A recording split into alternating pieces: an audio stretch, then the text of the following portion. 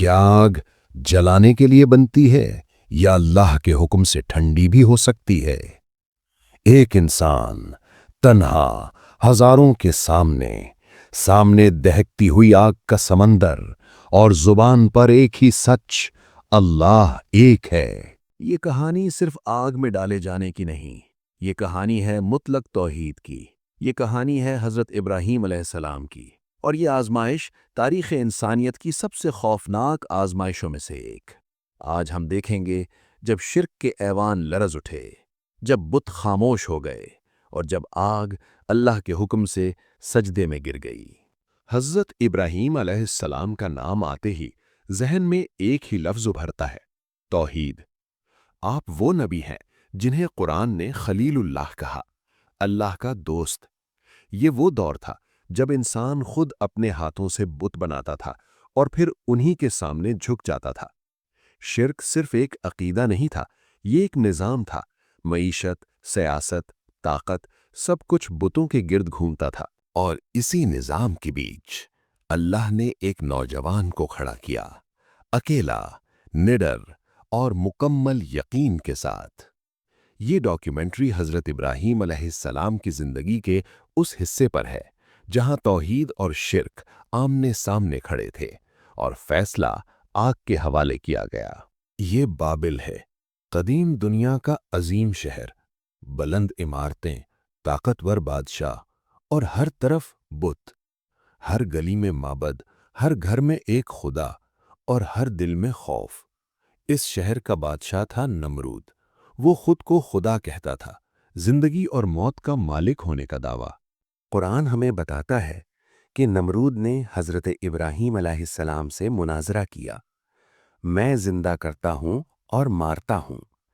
ابراہیم علیہ السلام نے فرمایا، میرا رب سورج کو مشرق سے نکالتا ہے، اگر تو سچا ہے تو اسے مغرب سے نکال کر دکھا۔ نمرود لاجواب ہو گیا لیکن خاموش نہیں ہوا۔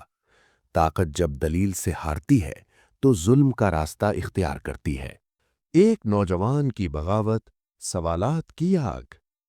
حضرت ابراہیم علیہ السلام اسی بابل میں پیدا ہوئے۔ آپ کے والد آزر بت تراش تھے، ایک بیٹا اور باپ کے سامنے سینکڑوں جھوٹے خدا۔ قرآن میں آتا ہے کہ ابراہیم علیہ السلام نے سوال کیا، ابا جان، آپ ان کو کیوں پوچھتے ہیں جو نہ سنتے ہیں، نہ دیکھتے ہیں اور نہ فائدہ دے سکتے ہیں؟ یہ سوال صرف باپ سے نہیں تھا، یہ سوال پورے معاشرے کے لیے تھا۔ لوگوں نے کہا، ہم نے اپنے باپ دادا کو ایسا کرتے دیکھا ہے۔ یہ وہ دلیل تھی جس پر صدیوں کا شرک کھڑا تھا۔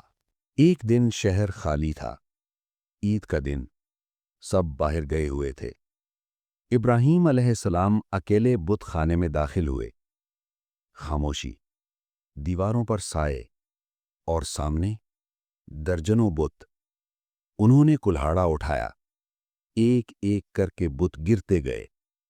آوازیں نہیں تھیں، لیکن تاریخ چیخ رہی تھی۔ آخر میں سب سے بڑے بت کے گلے میں کلہاڑا لٹکا دیا۔ جب لوگ واپس آئے تو کوہرام مچ گیا۔ یہ کس نے کیا؟ کسی نے کہا، ہم نے ایک نوجوان کو سنا تھا جسے ابراہیم کہتے ہیں۔ براہیم علیہ السلام کو بلایا گیا۔ سوال ہوا، کیا تم نے ہمارے خداؤں کے ساتھ یہ کیا؟ براہیم علیہ السلام نے فرمایا، اس بڑے بت نے کیا ہے۔ اگر یہ بول سکتے ہیں تو ان سے پوچھ لو۔ خاموشی چھا گئی۔ چند لمحوں کے لیے ضمیر جاگا، لیکن پھر ضد جیت گئی۔ انہوں نے کہا، اسے جلا دو اور اپنے خداؤں کی مدد کرو۔ یہ فیصلہ تھا۔ آگ تیار کی گئی، اتنی بڑی کہ پرندہ بھی اوپر سے گزرے تو جل جائے۔ دن آیا، آسمان سیاہ، زمین کانپتی ہوئی۔ ابراہیم علیہ السلام ہاتھ پاؤں باندھے ہوئے، فرشتے آسمان سے دیکھ رہے تھے۔ جبریل علیہ السلام آئے، کہا، کیا کوئی مدد چاہیے؟ ابراہیم علیہ السلام نے فرمایا، تم سے نہیں، اللہ کافی ہے۔ انہیں منجنیق سے پھینکا گیا۔